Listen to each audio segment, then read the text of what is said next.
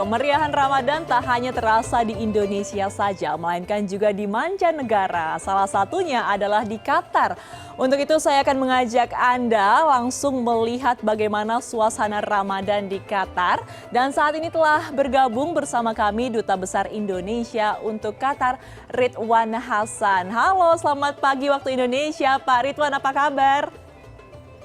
Selamat malam waktu Doha dan Assalamualaikum warahmatullahi wabarakatuh untuk semuanya di tanah air. Dan Alhamdulillah kabar kami sehat, doa yang sama untuk semua masyarakat kita di tanah air dan tentunya di Qatar juga. Waalaikumsalam warahmatullahi wabarakatuh. Terima kasih banyak Pak Ridwan atas doanya. Belum waktunya sahur saat ini ya kalau di Qatar ya?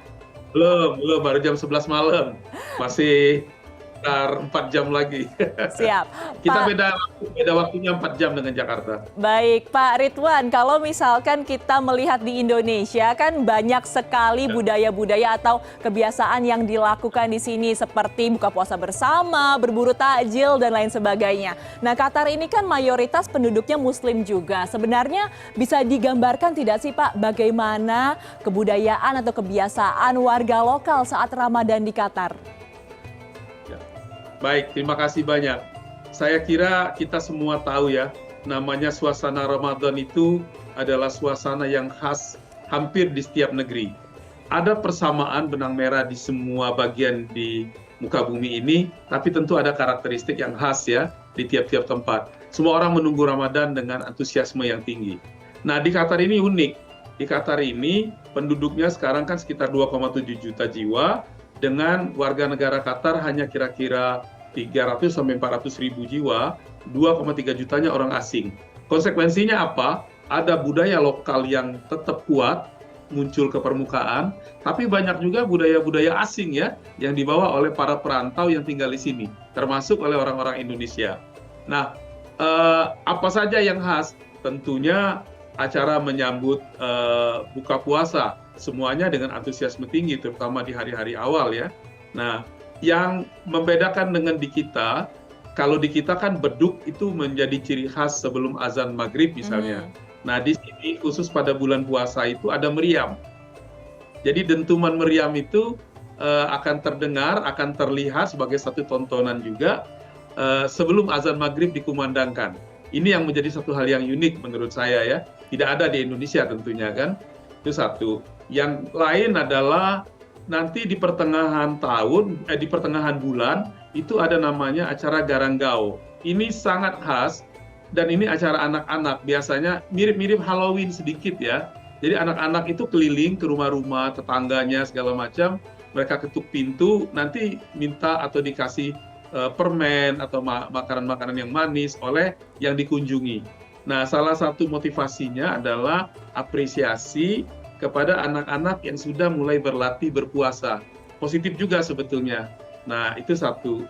Yang lain agak mirip dengan di kita adalah saling mengantarkan makanan ya, saling berkirim makanan. Nah, saya kebetulan tinggal di satu areal yang ada beberapa tetangganya cukup baik dan umumnya orang lokal. Jadi ada yang ngasih saya misalnya ngasih korma, ada yang ngasih korma dari tanaman sendiri, ada yang dari pasar, tentunya menarik juga ya. Ada juga yang ngirim makanan Arab seperti apa namanya harisa ya. Itu enak juga, unik makanannya. Dimasak tepung, dicampur daging, dimasak sedemikian rupa dengan apa. Nah, kita apa? Ya kita masa cuma dikirimin aja kan nggak enak loh. Kita juga kan ngebalesin. Nah, di situ saya menggunakan ya tentu kita ikhlas ya bersodakoh ya, ngirim makanan, tapi promosinya tetap jalan. Jadi kita kirim kue-kue jajan pasar Indonesia. Nah, lumayan ada beberapa yang saya tahu mereka suka gitu ya. Nah, mereka senang gitu dikasih itu. Jadi kita kirim kayak kue tampah lah gitu ya. Dan alhamdulillah menariknya di sini saya nggak, kadang-kadang saya nyiapkan di Wisma ya, tapi juga kadang-kadang kita pesan dari warga Indonesia yang jumlahnya cukup banyak di sini. Warga Indonesia itu sekarang berjumlah sekitar 22.000 dan sebagian ada yang berkeluarga, ada yang single ya, dan juga di antara mereka ada yang buka usaha, ada yang usahanya di rumah-rumah tangga gitu ya, terima pesanan. Zaman sekarang kan biasa tuh kayak di tanah air juga ya, tapi ada juga yang punya warung atau rumah-rumah makan gitu. Jadi alhamdulillah sih, dan insya Allah tidak ada kesulitan lah gitu makanan Indonesia, baik untuk kebutuhan sendiri maupun untuk kita kirim-kirim gitu. Wah, sangat menarik ya Pak. Memang rasanya kalau melihat dari gambaran Bapak ini sangat guyup seperti itu ya masyarakat yang ada di sana, terutama masyarakat Indonesia yang berada di sekitar Pak Ridwan juga nih.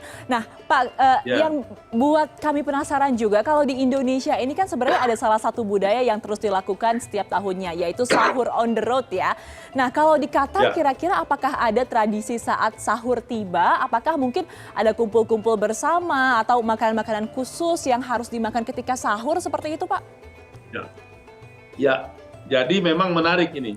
Saya kebetulan memang pernah bertugas 2 kali di Timur Tengah ya. Sebelum di Qatar, saya bertugas juga di Dubai. Maaf, saya agak batuk sedikit. Nah, kalau undangan buka puasa bersama itu sangat umum ya. Di tiap negara saya kira ada ya dengan caranya masing-masing. Tapi yang unik di negeri-negeri yang tadi saya sebutkan, termasuk di Qatar ini, adalah undangan sahur bersama. Jadi undangan sahur bersama. Saya kira di Indonesia memang banyak ya sahur on the road atau program-program di saat sahur. Tapi undangan sahur bersama sepertinya belum pernah saya dengar ya. Kecuali saya memang tidak tahu perkembangan terakhir di tanah air ya. Nah ini memang menurut saya unik. Nah biasanya undangan sahur bersama itu mulai sekitar jam 9 paling cepat atau jam 10 malam. Nanti mereka kumpul, ya makan, ya artinya mereka melakukan itu memang betul-betul setelah kegiatan ibadahnya selesai gitu ya. Ibadah tarawih segala macam sudah selesai, kumpul, ada yang nongkrong di majelis. Nah, orang sini itu kan banyak kabilah sebetulnya, banyak suku-suku. Nah, suku-suku mereka itu jadi family lah, clan gitu ya. Nah, masing-masing punya tempat nongkrong, istilahnya majelis kalau mereka sebut. Ada yang majelis sifatnya tradisional, ada juga majelis itu nanti atau kegiatannya dilakukan di hotel-hotel. Nah, saya alhamdulillah pada tahun lalu ya, alhamdulillah kan COVID sudah mulai agak sedikit mereda nih secara gradual. Nah, tahun lalu tuh saya sudah mendapatkan beberapa undangan sahur. Jadi ya tapi saya nggak bertahan sampai jam 2 pagi lah, kira-kira jam 12, jam 1 kita pulang. Biasanya begitu ya. Tapi menarik memang dan itu menyenangkan. Ya, kalau di Indonesia ada sahur on the road, kalau di Qatar ada sahur bersama seperti itu ya. Menarik, saya pun selama di Indonesia belum pernah mendapatkan undangan sahur bersama. Bisa jadi inspirasi ini Pak ke depannya. Bisa terjadi. Saya yakin bisa terjadi, menarik itu. Ya, betul.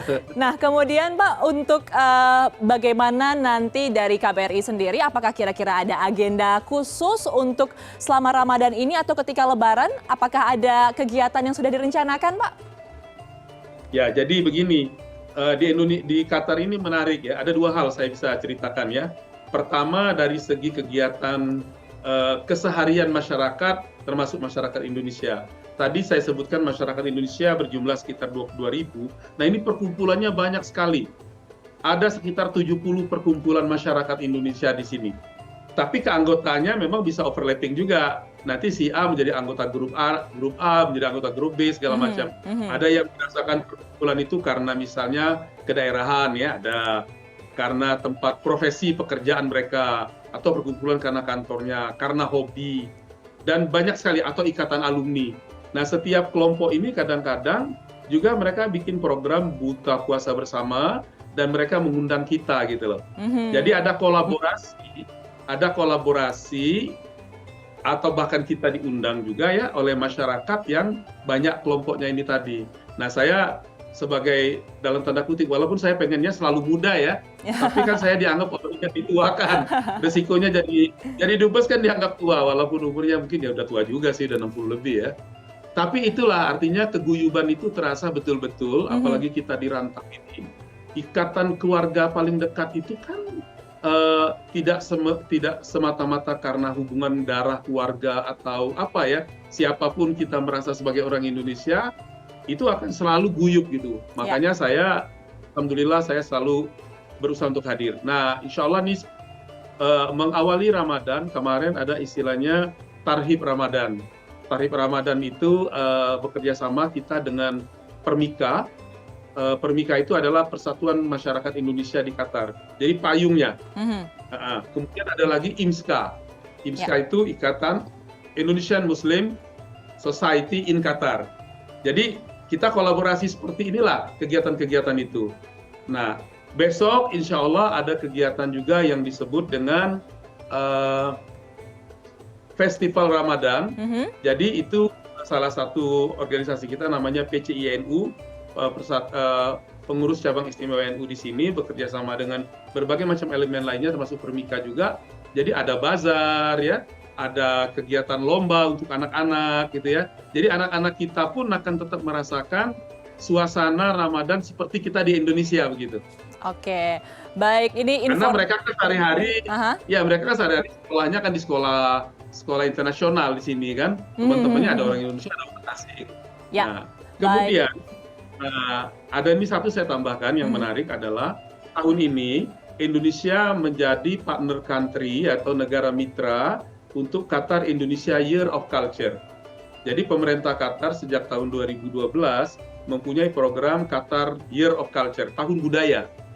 Nah, tahun ini Indonesia menjadi negara yang diutamakan untuk itu ya, jadi mitra utamanya adalah Indonesia. Jadi sepanjang tahun ini banyak sekali kegiatan-kegiatan yang berkaitan dengan pameran atau kegiatan budaya Indonesia, kebetulan ada di bulan Ramadan. Ya. Jadi salah satu kegiatannya adalah Ramadan Tent atau tenda Ramadan di salah satu hotel di Qatar, di Doha, yang nanti hotel ini di Ramadan Tent-nya, di tenda Ramadannya akan menyajikan sebagian makanan Indonesia. Kita bangga juga nih. Nah, itu dia kan. Baik, Mbak Ayu aja sudah bilang wow gitu ya. menarik sekali karena Pak Ridwan informasinya ternyata bulan suci Ramadan ini bisa memperkenalkan Indonesia ke mata dunia, terutama di Qatar juga ya. Terima kasih banyak Bapak atas informasinya, Duta Besar Republik Indonesia untuk Qatar, Ridwan Hasan. Semoga puasanya lancar 1 bulan full tanpa halangan apapun dan sehat selalu ya Pak. Jangan lupa sahur nanti ya. Terima kasih Pak, Assalamualaikum. Mau sahur di Qatar boleh juga. Boleh. Salam buat semua pemirsa di tanah air dan masyarakat Indonesia. Baik. Selamat menjalankan ibadah puasa, mohon maaf lahir dan batin. Semoga bangsa dan negara kita selalu dalam lindungan dan rahmat Allah SWT. Amin. Assalamualaikum warahmatullahi wabarakatuh. Waalaikumsalam, amin ya rabbal alamin. Terima kasih Pak.